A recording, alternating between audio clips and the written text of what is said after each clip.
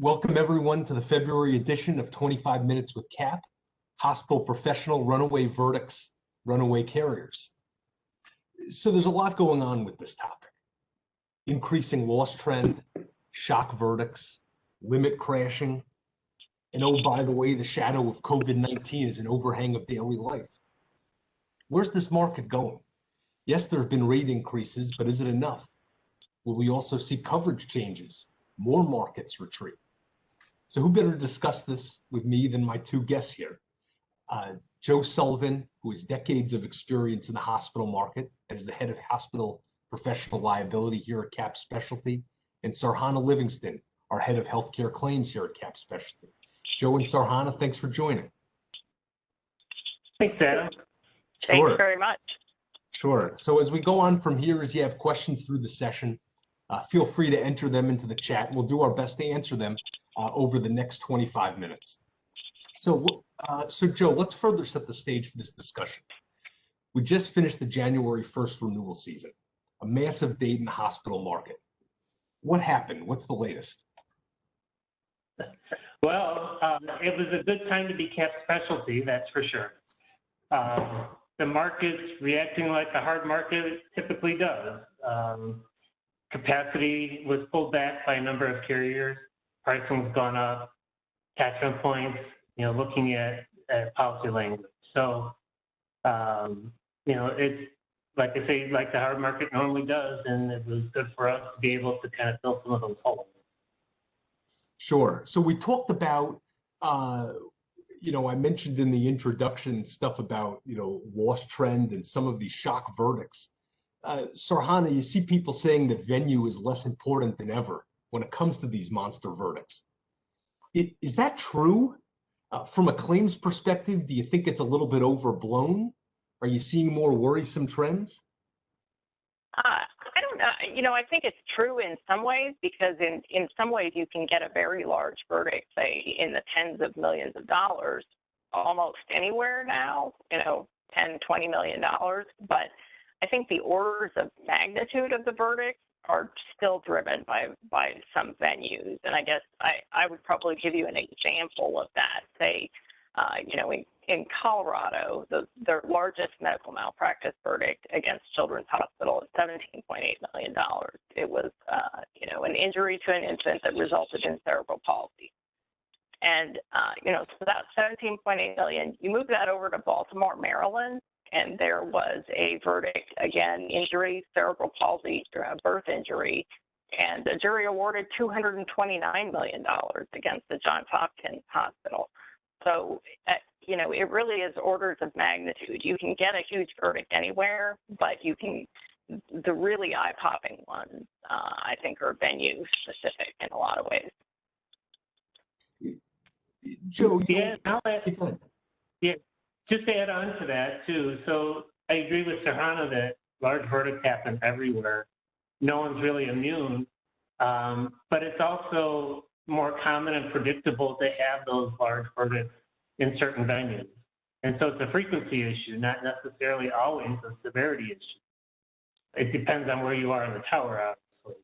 But, I don't think still that the premium fully reflects the frequency of large claims in some of those venues too. So even though pricing is going up, I think there's areas where there's still significant underpricing. Yeah. So what are carriers doing about it? I mean, these are insured losses. Have people been slow, or are they just trying to stair step the pricing? Well, there's a lot to that, because these large claims don't happen overnight. Sure. You get a notice of it and you're still not sure exactly how it's going to play out for a number of years. So it takes a long time to kind of figure out the magnitude, and I have to say I think we're catching up. Where they've played out a lot for many of these claims. So it's taken some time, and you can adjust for it in a couple of ways. You adjust for it in attachment point, in pricing, and capacity, managing your capacity down, so that now you have multiple carriers sharing in that loss, sharing in the pain of it, which will lead to more stability over time. Is there anything that people are doing with respects coverage, or is it really just an issue of price and structure? Yeah, I don't think, our goal is not really to start scaling back coverage. I mean, we're here for the medical providers to cover their professional liability. Right. And so we don't want to be too restrictive that way. We have to cover their exposure. And it's just the best way to do that. So it's not a situation, though, of the coverage in the HPL market has just kind of gotten too broad and people have been able to take advantage of that. It's really the coverage is the coverage. The trend is just elevated. Yeah, I think some carriers are taking a look at COVID or opioids. We still got to, again, take care of the provider there. Sure. The other thing I'd say on coverage is batching a claim. I mean, that's just going to make the pain feel, more up the tower quicker when you batch claims or you have a broad batch ability. So you have to account for that. But no, I don't think we're really looking to tailor or restrict coverage too much. So, we titled this thing not just the runaway verdicts, but also the runaway carriers. Is that what you've seen in terms of, you have $100 million loss, someone's doing 5, 7K, $1 million, 10X of 80. Are people just raising their pricing, or are there some markets who have just kind of said, this isn't for me. We need to retrench. Talk through that a little bit. Yeah, so obviously I've been impacted by in the carriers. third person. I've been impacted by carriers who decided to leave the market, but I think there's a couple drivers for that. When you have more volatility and across all casualty lines, and maybe across property as well, but there's definitely more volatility in losses. It's not just a healthcare professional phenomenon. And so when you have that, carriers have to put up more capital to cover that volatility. And it becomes a question of, are you going to do that across all lines, or are you going to start to allocate your capital to certain lines and get out of some? So I think that's part of, why a carrier would look at that a little differently. And then I also think, IBNR, like I was saying earlier, kind of creeps up over time. And if you haven't been diligent looking at that, you're going to be posting some significant prior year reserves. And, that could be, something that causes agitation in a company's leadership. So I think there's a couple of reasons why carriers will withdraw. There's been, several so far. We'll see if more follow. But even those that are staying are being very careful about their capital capacity and reducing limits and so on. So, it's going to take more carriers now to build a program than it's ever have. Sure. Sarhana, back to you, talking about some of these shock verdicts, the increasing loss trend. When you handle excess hospital claims and you're concerned about big verdicts, is there anything you could do to be more prepared? Are you, how do you make it so you're not just waiting for adverse results? Right. Well, and I think, some of that can depend on where you are in a tower, as to what's appropriate. But I think we need to be that's the thing that all of us, the clients, hospitals, the insurers, all need to be proactive in monitoring, investigating claims, in the sense of when you're an excess carrier, you want to work cooperatively with the hospital. You want to work cooperatively with underlying carriers if you have them.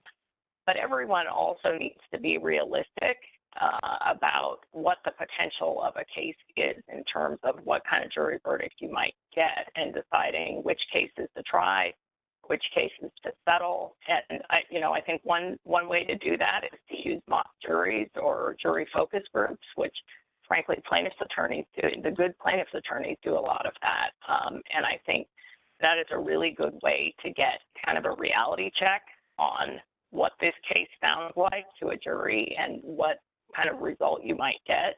And, if a large verdict is something that seems like it's a relatively likely outcome, then, work to settle the case. There are a lot of times, the example I gave earlier, the Baltimore case, $229 million, it's hard to imagine a settlement that wouldn't look pretty darn good compared to that. So,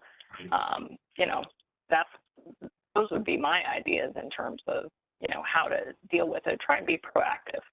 Is that what you think happened there in that case?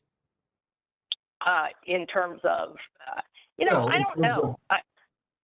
I will say, since I brought it up, I will say that verdict just earlier this month was overturned by the Intermediate Appellate Court. The plaintiff's going to appeal that.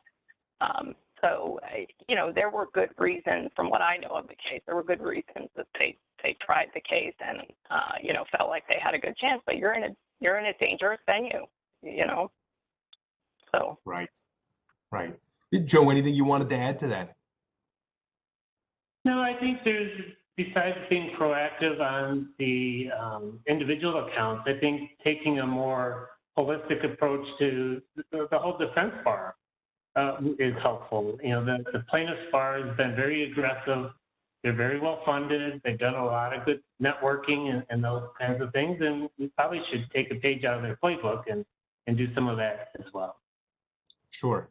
So, Joe, you talked a little bit about opioid and COVID exposures. So I wanted to talk a little bit about the COVID exposures now. What's the status of COVID exposure at hospitals? How certainly hospitals are coping, but how have they coped? And are you seeing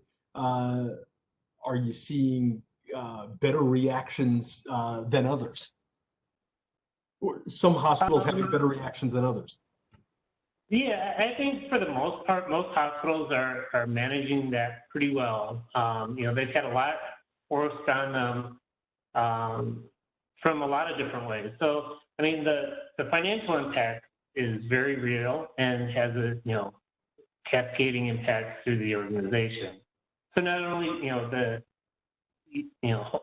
holding off on elective procedures and patients avoiding ERs and doctor visits and all of that.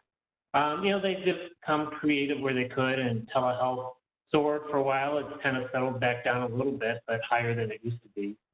So that was one way that they could kind of mitigate some of that. But then there's been a huge toll on the personnel, all the healthcare providers, the ancillary health, and all of that. Just trying to maintain the environment, still treat patients and all of that. And that exhaustion and fatigue, is, I think, a real threat from a professional liability standpoint.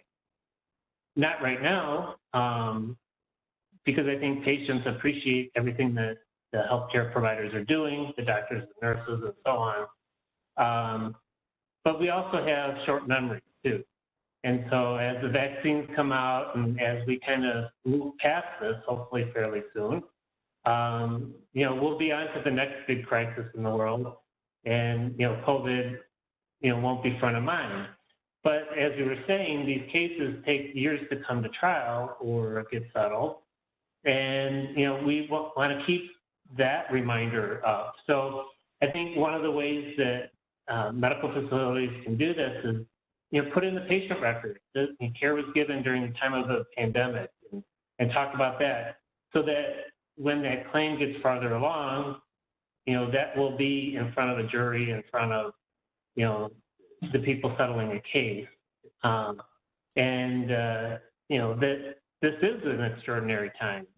And, people have to kind of ration their time, meaning the medical staff, so there could be things that happen, and it could be just routine stuff that would have happened anyways, but it's still a good reminder as one thing that we can do to kind of help out. Sure. Sarhana, is there potential for this to be a sleeping giant for healthcare systems in terms of real claim problems? For the COVID claims, Sure. it's really hard to know at this point. I don't know that we've seen indications of, sort of a wave of COVID claims coming, but it's still pretty early, and it's hard to know. We've seen COVID claims, against nursing homes. We really haven't seen that much against hospitals, and hopefully it stays that way, because I think, like Joe was saying, people do recognize that these folks are exhausted. They have been working to care for people the best they absolutely can for now, coming up on a year, right? But I would echo what Joe says. People's memories fade, and, when the plaintiff's lawyers, when they start looking for something else to try and get at, it may be that we see COVID claims coming in, but we haven't seen a real indication of it yet. It's still pretty early. Sarhana, there was a question that just came in. Have you seen any non-nursing home COVID claims? We have not seen anything. I mean, we don't have nursing homes necessarily, but we have not seen anything that has really been pursued as a COVID claim that in our book at this point. I couldn't say for sure that there aren't any out there at all, but based on what we've seen in our book, we really have not seen much. Sure. Thanks. The one of the things that you guys spend a bunch of time with clients doing is having meetings and talking about potential exposures. When you meet with potential clients, what are the red flags that you're looking for? Sure, so I'll start. And, the claims, like we were saying earlier, you can have a large claim anywhere. Claims do happen. No one's perfect in delivering care, and so things do happen.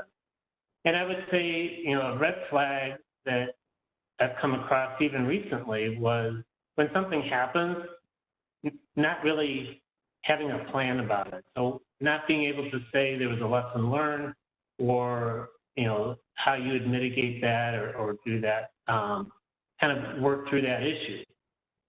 It always happens, and a good risk management team is always going to be looking at potential events and other incidents. But when you meet with a client and there's a large claim and you ask them about it and they kind of seem wishy-washy or don't really know what's going on, that kind of lack of awareness is a big red flag. And, something that, just a month ago we came across. So it seems weird, but it does happen. Sarhana, from your perspective, you join in on a bunch of these different types of calls. When you talk to the people handling claims, what are the types of things, without giving necessarily a path to how they should answer your questions, what are the types of things that give pause as you're learning about these clients? I really think some of what Joe said already, which is you want to see that there are lessons being taken when something does go wrong. Also, I think that, a lot of times we talk about what's their reserving philosophy, how do they decide whether to take something to trial or to try and settle it. And I think it in a lot of ways is sort of just trying to figure out whether that makes sense, whether that meshes from our perspective and their perspective mesh, as far as whether the philosophy is similar and makes sense, that it would be a good partnership. So I think that's what we kind of focus on is more philosophy, and because claims are going to happen, and it's more about moving forward and how they're handling them.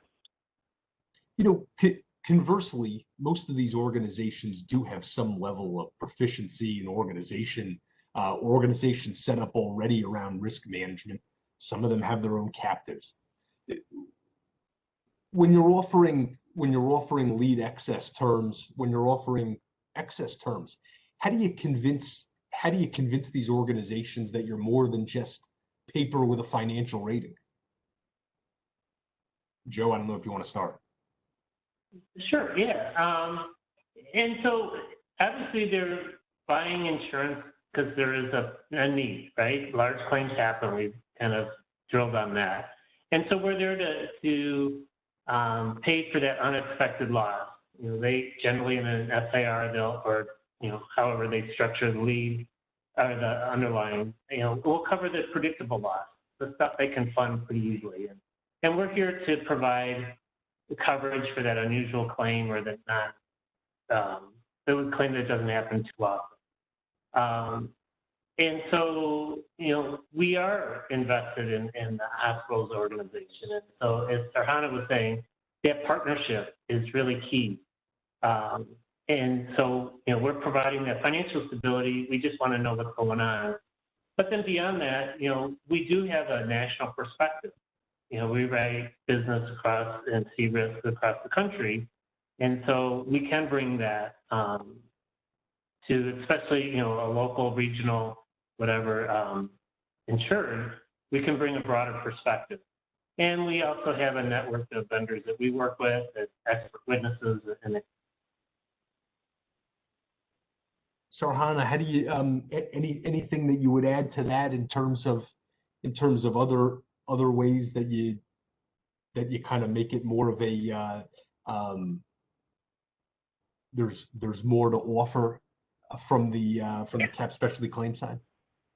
Yeah, I think it's a matter of just talking about our experience. Joe hit on, you know, we are nationwide, so we run into things, you know, all over the country. We work with experts all over the country.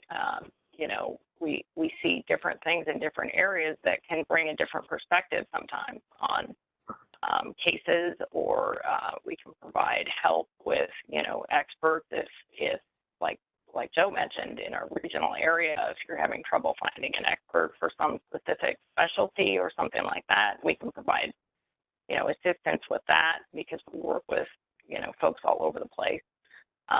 But a lot of times it's just getting, you know, frankly, getting comfortable with the people and making a personal connection, which is, I think, why those phone calls and video calls are helpful in meeting people and getting a feel for them. Great. Well, my last question here, Joe, is any predictions for the rest of the year in the HPL market? Thoughts on what you're going to see 4/1, 7/1, and beyond? Yeah, I think we're going to continue to see what we have here in the last 6 to 9 months. You know, there's definitely a look at losses and seeing how programs should be structured. There's going to be, you know, companies looking at their capacities, see how they want to deploy it, and being more judicious that way.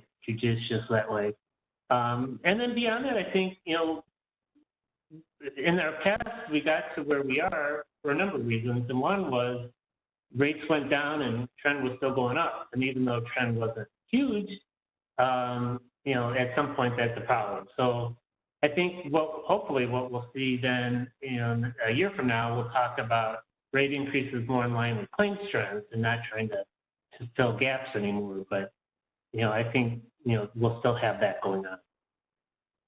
Sure. Well, great. That's our 25 minutes. I appreciate Joe and Sarhana. I appreciate you guys taking the time, and everyone who dialed in. I appreciate it. If you guys have any, those who have listened in, if you have any additional questions, send us a note, and happy to talk further. All right. Thank you very much.